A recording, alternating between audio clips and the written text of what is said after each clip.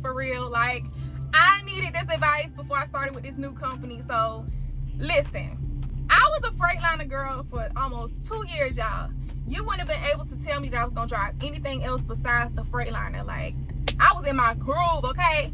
But once I started with this new company, which is Martin, y'all, I work for Martin, I had to get a Kenworth. And I'm not gonna say I had to, because I had the option of waiting on a Freightliner, but let's face it, who wants to wait to make money? Baby, throw me in a truck as soon as possible so I can get this thing rolling, okay? With that being said, it is a major difference between driving a Freightliner and driving a Kenworth. And I know some of y'all are probably gonna say, well, duh, every truck is different. That may be true, but I didn't know like it was gonna be that drastic, okay? It caught me off guard so bad. So bad to the point that I was embarrassed. And I'm gonna tell y'all the story, but before I tell y'all the story, and the main point of this video is me discussing like the differences between driving a Kenworth and driving the Freightliner. Disclaimer, y'all, I am not a diesel mechanic. I am not state certified. I am no way, shape, or form claiming to be an expert on this topic, okay? I've been driving for 2 years. I don't know everything. I'm not claiming to know everything. So if it's some veteran truckers on here, you got some helpful information or some knowledge that you want to share, please drop it in the comments. Let's be respectful, okay? So now that I got that out the way, during orientation with Martin, on my road test, like, I had a little hiccup. And for those of y'all that don't know, when you start with a new company, you're gonna have to do a road test. It don't matter how long you've been driving, they're gonna make you do a road test because they have to follow DOT regulations, and that's a part of it. They gotta have it on documentation that, hey, this driver passed on such and such date. Because let's face it, y'all know people be lying. They be lying like hell. They lie on regular resumes. So just imagine you got a person saying, oh, I've been driving for 10 years. Then when they take the road test, it look like they've been driving for 2 weeks. Okay, so they gotta make sure they covering their ass, and I understand that. But y'all, the main thing that really caused me trouble with the road test is because the Kenworth is bigger, like way bigger. So you got to turn, like it take a long time to turn. I'm not gonna even lie to you. Like, I was turning and I was like, damn, I ain't finished turning yet. Like, what's going on? What's going on? You got to turn real wide, and it's gonna take you longer to turn. But not only that, y'all, I went to go do the backing part, and so I'm used to, when I back any vehicle, I make sure I cover the brake pedal with my foot. Like, that just makes me feel comfortable and secure, like, okay, I got control of the vehicle. So I'm used to doing that. So as I'm backing, I'm slightly pressing the brake pedal. Okay, next thing I know, the truck just completely stops in the middle of the parking lot. And I'm like, I'm looking around and I'm just steady, I'm trying to floor it. I'm like, why is it not moving? Why is it not moving? The examiner, he's looking at me and I'm looking at him, and we just looking at each other. I'm like, it won't move, it's broke. Something wrong with the truck. Y'all gave me a broken truck. He was like, that truck worked perfectly fine. So I'm like, well, it won't move. And so he comes over, y'all. Guess what's wrong with the truck?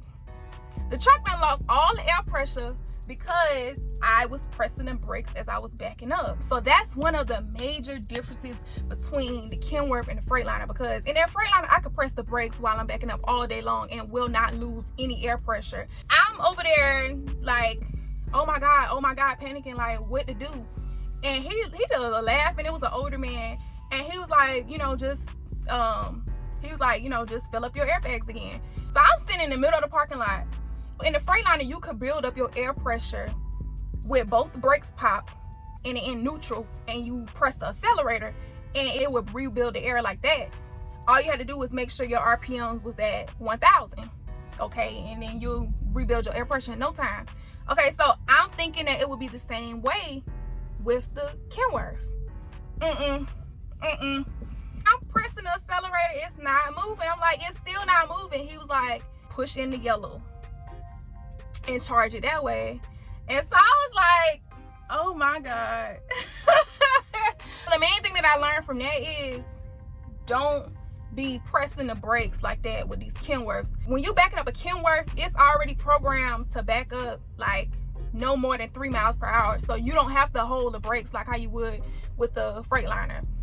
And I'm not used to that because I'm like, I'm not gonna let this truck just roll back like that. Make sure if y'all back in a Kenworth for the first time, stay off the brakes, because you're gonna be stuck in the middle of the parking lot like how I was.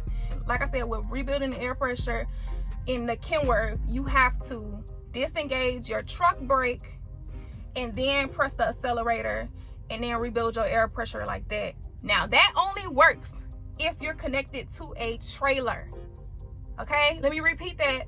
It only works if you are connected to a trailer. If you just got the truck and you done lost all your air pressure, you better not push in that yellow, because your truck gonna start rolling. Okay, and I don't want to hear about, oh, V told me to do. Nope, I'm telling you right now, it only works with the trailer. Okay, I'm doing this strictly for this video, but y'all see how, like, I got both of my brakes disengaged. So I have the truck and trailer brake disengaged, and I got it in reverse. The air pressure goes down. Okay, so y'all see where the air pressure is right now. I don't know if it's like this with every Kenworth or whether Martin just got their truck set up like this, but if you don't have at least 100 psi, the truck will not move. So if you go under 100, you're gonna have to build up your air pressure again before the truck can move. So this is what I'm talking about when I say how I rebuild the air pressure. And then press the accelerator, and the way it is in here, it doesn't go over 1,000.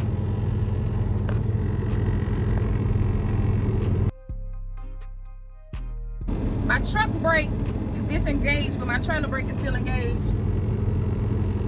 And I'm just pressing the accelerator, and it's building back up. And like I said, the truck is not gonna move if it doesn't have at least 100 psi.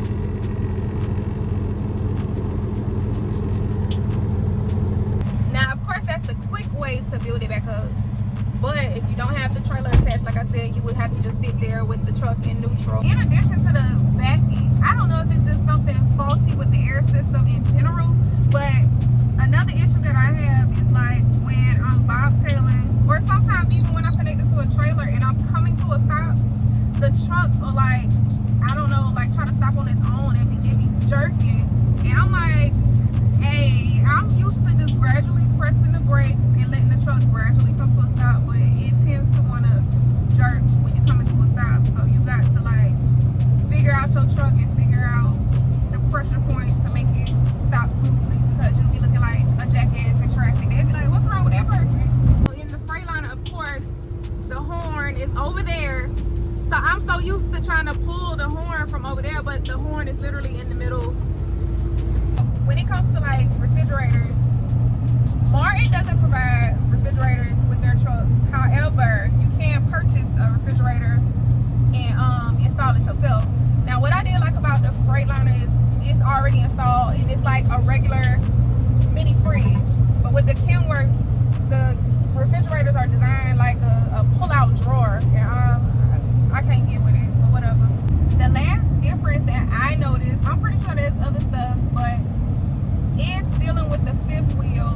And I don't know if it's because Kenworth and Peterbilt sit higher than Freightliners, but we always have to, like, when we back it under a trailer, it's always too high for some reason. So I don't know if the person who's dropping the trailer is like, they're not letting all the air out of the airbags.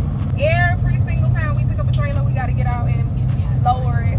Like I said, I'm not a diesel mechanic. I should ask my brother. He's a diesel mechanic. I don't know if it's the fifth wheel that sits higher on these Kenworths, or if it's the tires that's higher.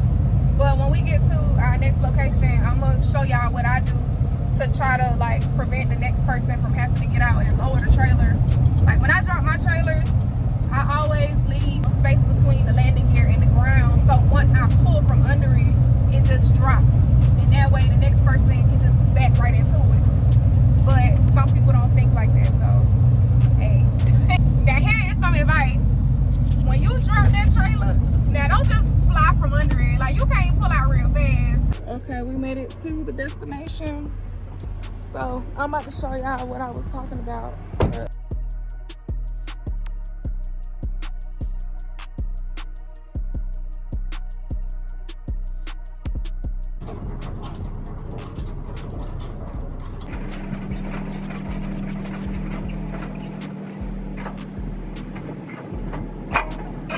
This is what I'm referring to when I say I leave a gap. Like, that's what I'm talking about. So China gonna pull from under it.